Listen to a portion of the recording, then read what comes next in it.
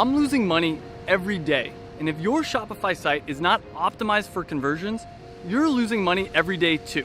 So I decided today to take some time and optimize my Shopify site for conversions, and I'm gonna share with you everything I do. So hopefully you learn one or two things that you can apply to your own site and make more money. So let's get into the tactics.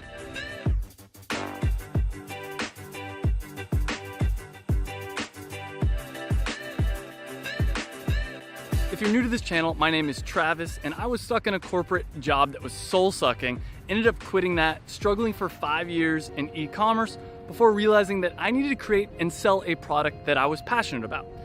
That was performance nut butter, and now I spend 1 day a week on Tuesdays working on performance nut butter. Every week it's something new to optimize the sales for the company, and this week it is improving my conversion percentage, which I think is one of the first things you should do on your website, because there's no reason to drive traffic to it if it's not converting well. Today, I'm gonna try out a bunch of different things to increase my conversion rate on my Shopify site.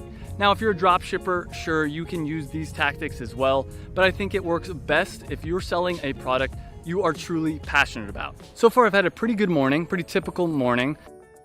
To be honest though, I have a little bit of anxiety this morning, and I think it's because I woke up and I made the mistake of checking my stats right away and checking some emails and checking on some things that I probably shouldn't have. I usually try to wait till till like lunchtime to do that, but I made that mistake, so I do have a little bit of anxiety. But let's get started with some of the tactics. Let's start off by looking at what I'm already doing good as far as it comes to conversions on my website. So one of the first things is the add to cart button being above the fold. So what I mean by this is you see here this little add to cart button. It's above the page. People don't need to scroll down to see it. So that's the first thing that I think I'm doing fairly well that will help with optimization. The next thing is reviews. You need to have reviews, and right now I only have one. I need to get more reviews for the product because this is how people know what real people think about the product. So getting more reviews is definitely high up on my list. Next thing for conversions is looking at making sure that there's different angles, multiple pictures, and I probably could get multiple angles of this box. That probably would be a good idea, but at least I have, some pictures of what it's like to use the product. So that is at least helpful.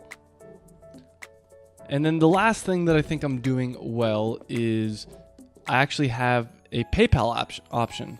So you can see, I think it's right there. There's a PayPal option so people can check out using PayPal if they prefer.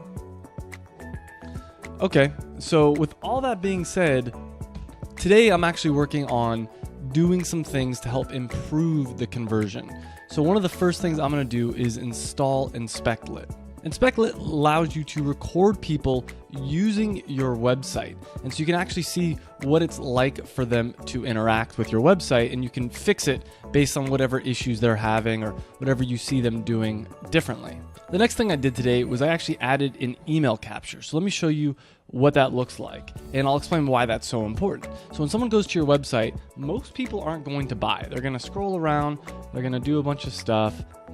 That's interesting. Oh, look at a pop-up, save 10%. Now you're gonna get some people that maybe weren't sure if they were gonna purchase before, but to save 10%, they'll enter their email, which will increase your conversions percentage. For me and my website, I use Sumo, which I highly recommend checking out. Funny enough, I actually met the owner of Sumo, who's been on the Tim Ferriss podcast. He's like a really big deal, Noah Kagan. He was hosting a pop-up magic show, and a friend of mine, Sam, actually invited me to this pop-up magic show. It was really, really cool experience, some really interesting magic happening there, like close-up magic stuff like I've never seen before. Anyways, use Sumo. Their pop-ups are dope, and it's worked really well so far. Speaking of which, I'm actually going right now to get lunch with my friend Mark, and Sam will be there as well. So I'm going to go hit some lunch, and we'll come back and finish the rest of the stuff I need to do today.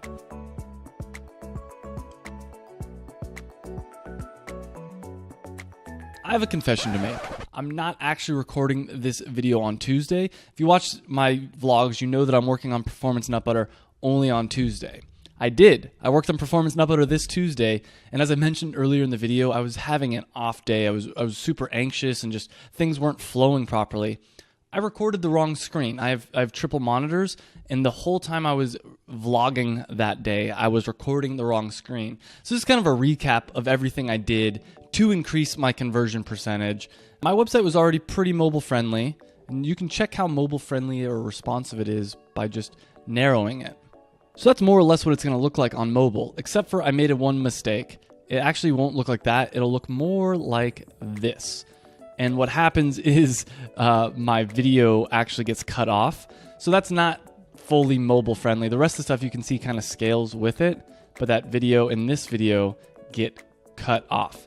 So that's something I need to fix, and I'll probably fix that later today or Tuesday when I work on Performance Nut Butter. But making your website more mobile friendly is a huge way to increase your conversion optimization. I'm going to work on, I did a lot of good stuff on Tuesday when I worked on it, but what I'm going to work on is making that video responsive as well. The whole general idea with how to increase your conversion percentage is to make it what I call grammar proof. Make it easy to navigate and check out. So what you're going to want to do is go through your website, and anything that doesn't make sense or doesn't flow well, make it easier. One example right now I noticed on my website is it's not clear, what are you buying? You're buying Performance Nut Butter, macadamia and coconut and cashew fat bomb keto snack packets, but is it one box? Is it a box of 10? Like, what is it exactly? So let's go in here, and we're gonna change the title from this to, boom, that's it. So now people at least know what they're getting. They're getting one box of 10 packets. Pretty simple. I did just get a package from Amazon. I'm pretty sure I know what it is, and it might be useful down on the beach, so let's open it up and see what we got.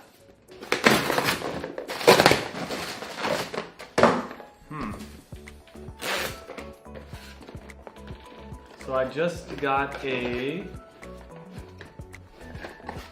GoPro. So I had an old GoPro, I lost it, and this one is better. So I'm gonna be testing this out right now.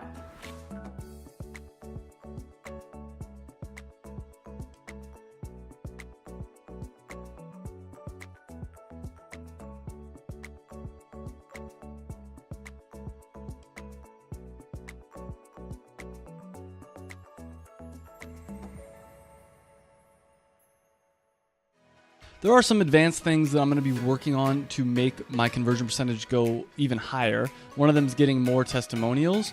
What I mean by this is actually in the website, like down here, like showing pictures of people.